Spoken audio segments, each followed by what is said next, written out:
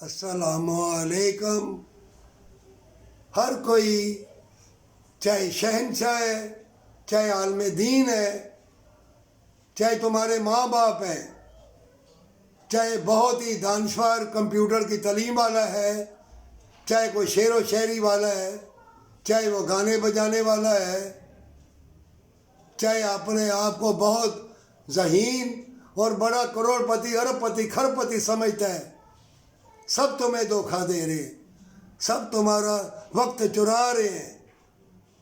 ان فتنوں کے دور میں مومنوں، موت آئے گی، چاہے محلوں میں آئے یا جھونپڑوں میں آئے یا غربت میں آئے، آئے تم اصل میں جنت کے لیے ہو۔ بھول نہ جانا اس بات کو، کوئی بھی تمہیں نہیں بتائے گا، سب گانے بجا کے اور بڑے بڑے علم والے اپنی نمائش کے لیے، خود پسندی کے لیے، اور جو حکمران ہیں اپنی کرسی صدارت کے لیے، اپنی بقا کی جنگ،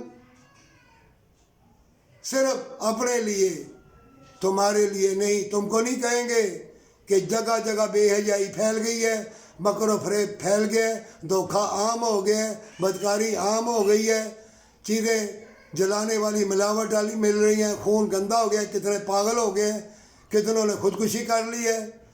ہر کوئی فریب اور دولت کے لیے اپنا لباس اتار رہا ہے۔ کوئی قرآن کا نہیں بتائے گا، کوئی تمہیں جنت کا نہیں بتائے گا۔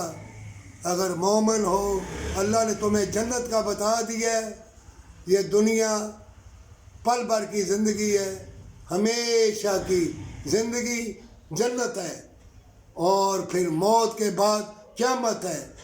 اگر ان فطروں میں، بے حیائی میں تمہیں اللہ یاد آ جائے، یا اللہ کا دیا ہوا انعام و اکرام، تندرستی، دولت، محبت، پیار مل جائے، تو اللہ کا شکریہ ادا کرنا، غنیمت جاننا، سمجھنا کہ ساری دنیا کی تم کو دولت مل گئی ہے، اگر تم کو توبہ کی توفیق مل جائے ہمیشہ کی جنت کے لیے۔